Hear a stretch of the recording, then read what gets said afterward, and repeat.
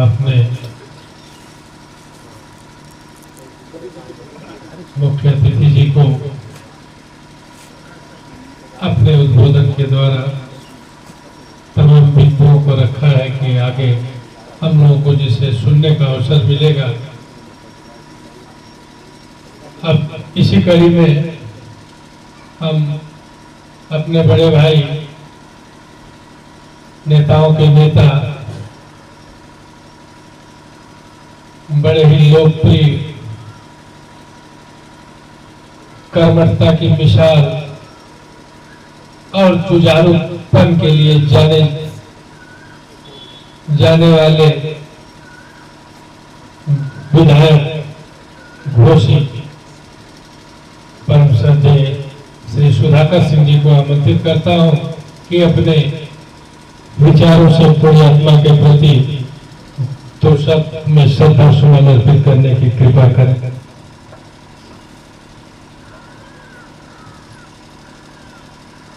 Professor Nand Kishore से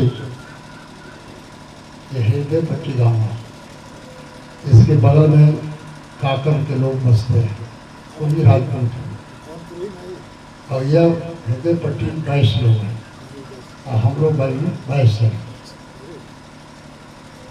और सब काकर बगल में है और एक घर है, एक गाँव है 22।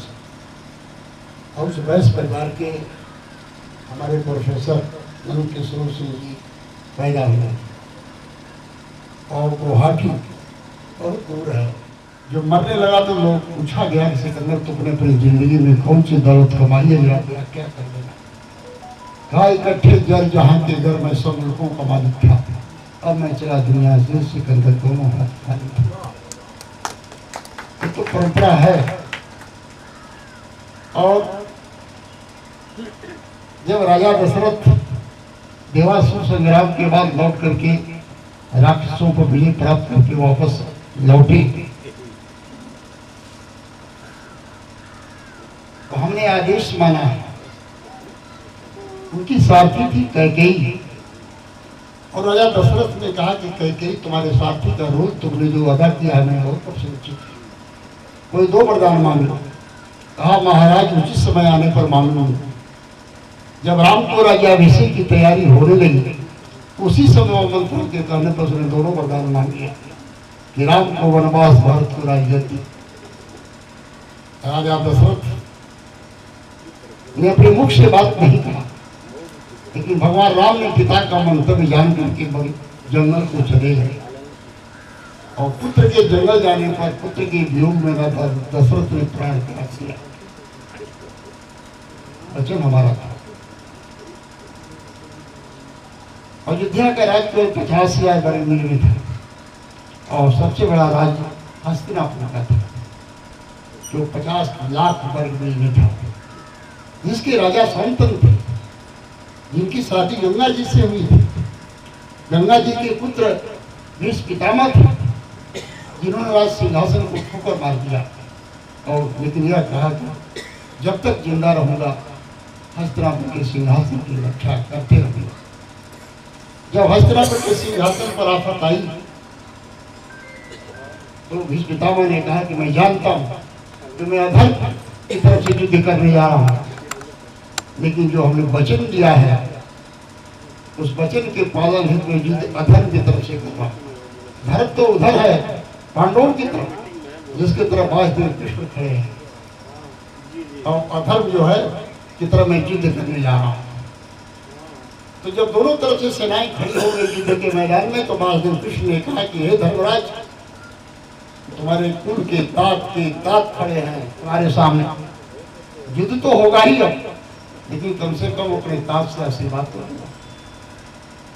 तात ही हमारे इनसे भी तो आशीर्वाद ले रहे हैं हमको।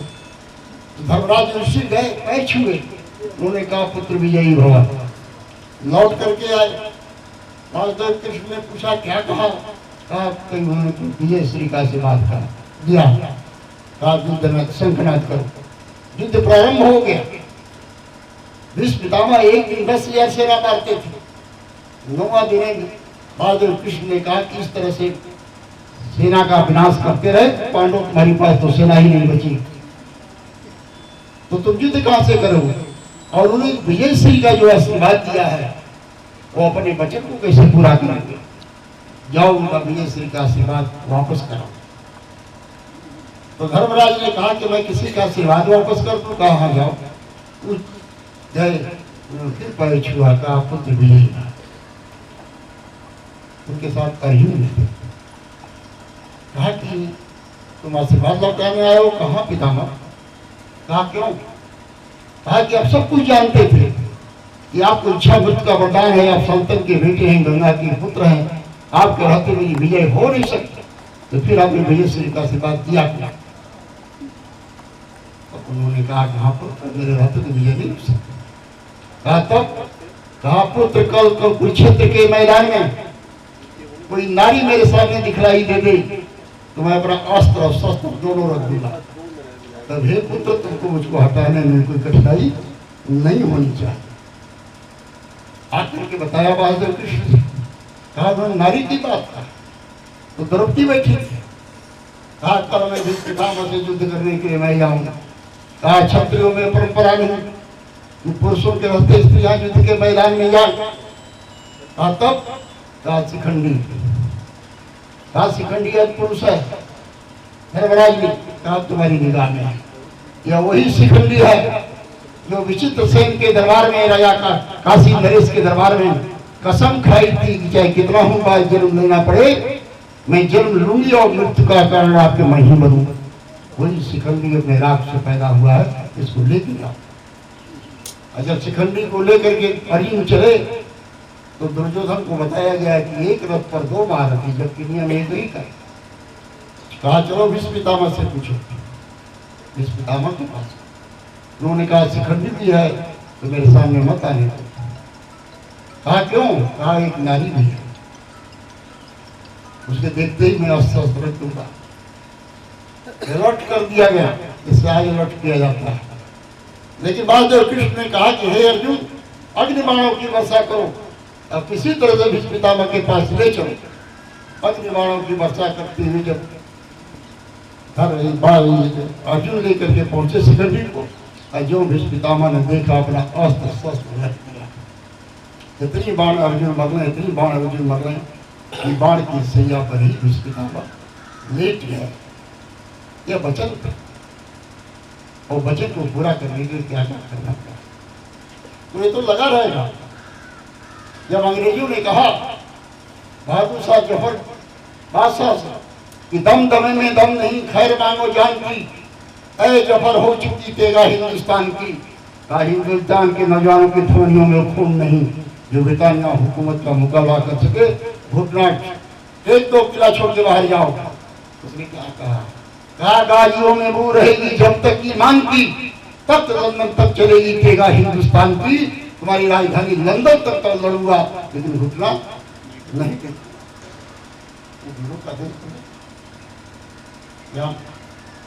आजादी की बात करो। आजाद गुलाम कैसे देश हुआ आप जानती हैं। 1700 ईस्वी में किस तरह से गुलाम हुआ था। शिवाजी गामा ने समुद्री मार्ग का अन्वेषण किया, खोज किया, पता लगाया, देश गुलाम हो गया 1700। हमारी 1757 की क्रांति किस तरह से सफल हो गई।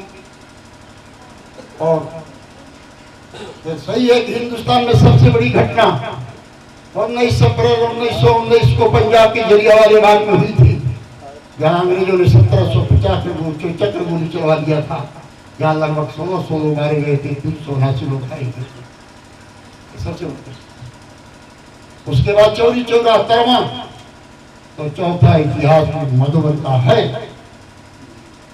जहाँ सभी दर्जी रामचंद्र पांडे और बंधु चौहान के नेतृत्व में यहाँ पर नाडवेल कलेक्टर ने सैकड़ों राउंड गोलियां चलवाया। कितने लोग घायल हुए, कितने लोग मरे, ये सही अंदाजा नहीं बताया जा सकता, लेकिन सब कुछ चला जाएगा। इतिहास इतिमनी समाप्ति, भूत की बात को वर्तमान में प्रस्तुत करना ही इतिहास है। इतिहास तो कहीं छोड़ के जाने वाला नहीं, इतिहास तो रहेगा। आज हरक सिंह मोल्ला सिंह का वो पेड़ जो दोबारी आप घूमेंगे, बगल में जो पीपल का पेड़ है पूर्व वाली गाड़ है जिस पर उनको जिंदा दोनों भाइयों को फांसी के तख्ते पर लटकाया गया था, कोई मौजूद है।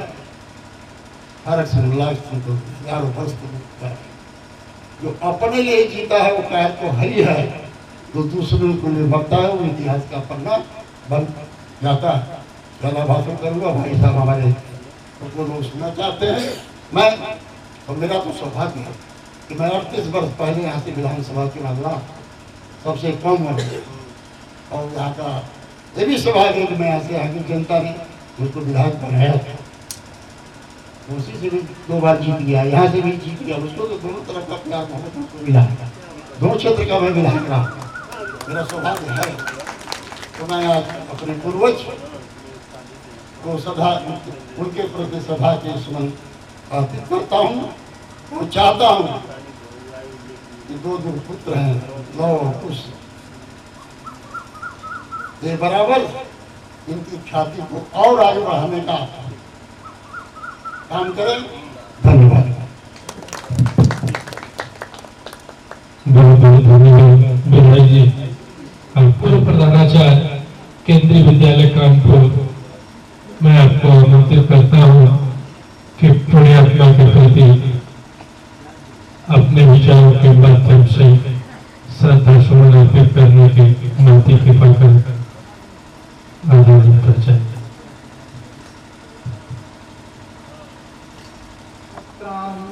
बिंबाधरां चंद्रदुंदलितां विषादलतकारुणिकाश्रयांक सम्मोहयन्तीं द्विजगन् मनोज्ञां। परम श्रद्धेय अध्यक्ष जी, परम श्रद्धेय मुख्य अतिथि और हमारे स्नेही भाई प्रोफेसर हरकेश सिंह जी, इस मंच पर उपस्थित अन्यान्य विशिष्ट अतिथिगण और मेरे प्यारे साथियों, अब आप लोगों ने इतना ज़्यादा सुन लिया है प्रोफेसर नंदकिशोर सिंह जी के बारे में कि अब उसके आगे बहुत कुछ कहने की गुंजाइश नहीं है। फिर भी मेरा नंदकिशोर सिंह जी से अत्यंत ही घनिष्ठ लगाव था, और जब भी वो चाहे गुवाहाटी रहते थे या यहाँ रहते थे तो हमेशा हम लोग आधा घंटा, 1 घंटा, 2-2 घंटे तक बैठ के बातचीत करते थे। और उनकी बातें मैं ज़्यादा सुनता था, मैं अपनी ओर से बहुत कम बोलता था, उन्हीं की ओर से सुनता था। और मैं उनको बहुत, अभी मैंने उनका इंटरव्यू लिया था करीब 2-2.5 साल पहले, तो यूट्यूब में है। संजय जी से मैं चाहूँगा कि अगर उसको लिंक को शेयर कर दें। तो हमने उनसे कहा था कि इस प्रांतर में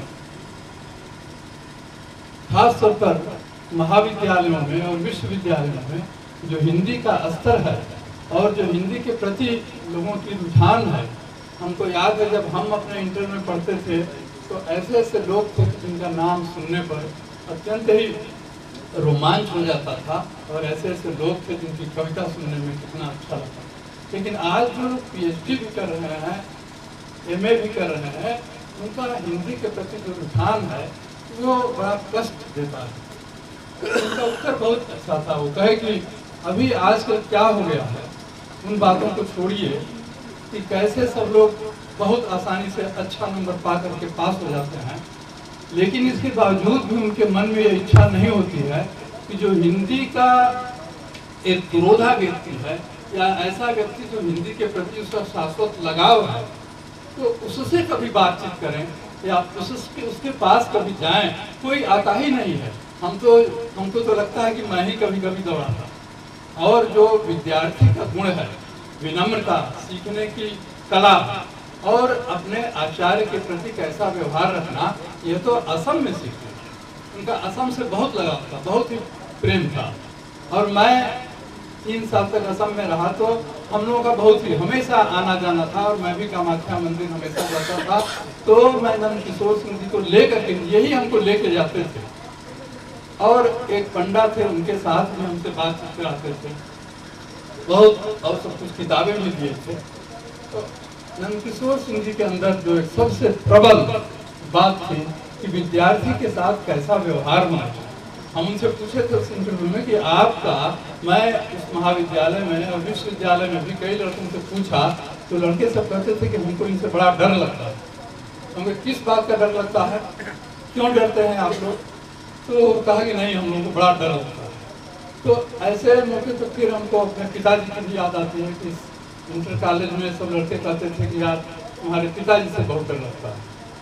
तो हम पूछे कि क्या कभी मारा है क्या उन्होंने? कभी नहीं।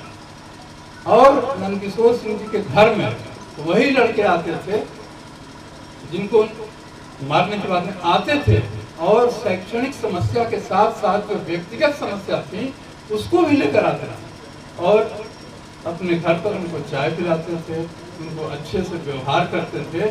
उस लड़के के मन में ये रहता था कि लड़के और लड़कियां दोनों आते थे। हम तो बहुत बार आधा आधा घंटे तक भी हम बैठे रहे, कहे कि बैठे रहो, हम लोग साथ ही कामाख्या मंदिर चलेंगे। तो उनको लगता था कि यही एक ऐसा व्यक्ति है जो हमारी समस्या का निदान भी करेगा और हमको आगे चलने के लिए प्रेरित भी करेगा। तो लड़के इनकी बहुत इज्जत करते थे। ये कहे कि मेरी एक तो वेशभूषा जो है धवल वेशभूषा, और मैं जब चलता था तो इधर उधर नहीं देखता था।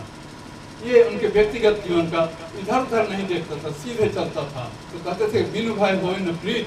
तो मैं कॉलेज में ऐसे रहता था, और जब घर पर आता था तो अत्यंत ही विनम्र और अत्यंत ही मदद करने वाला व्यक्ति होता। और उनके अंदर विनम्रता, बहुत लोगों ने उनको देखा है बहुत कड़ा, कि बहुत डांट डपट करते हैं, लेकिन हमने उनके अंदर बहुत विनम्रता देखी है। अत्यंत ही विनम्र, अत्यंत विनम्र। और इसीलिए उस इंटरव्यू में मैंने उनसे कहा कि आपका बहुत मेरे ऊपर स्नेह है, और मैं आपसे जो भी चाहता हूँ उल्टा सीधा भी पूछ लेता हूँ, क्योंकि मेरे मन में भी आपके प्रति अतीव आदर है। बहुत अच्छे से उन्होंने, अगर हो सके तो देखिए, उनका मायने के बारे में मैंने श्रद्धा और भी एक चीज़ें थोड़ा विशेष रूप से पूछा था। तो बहुत अच्छा उनका उत्तर, बहुत अच्छा। और सब बहुत असमिया, बहुत लोगों ने, और असम में तो गांव में, शहर में, विश्वविद्यालय में, डिग्री कॉलेज में, इंटर कॉलेज में इनके शिष्य इतने ज़्यादा हैं। तो सब शिक्षा या तो टीचर हैं या लेक्चरर हैं, बहुत सारे लोग प्रोफेसर भी हैं गुवाहाटी यूनिवर्सिटी में।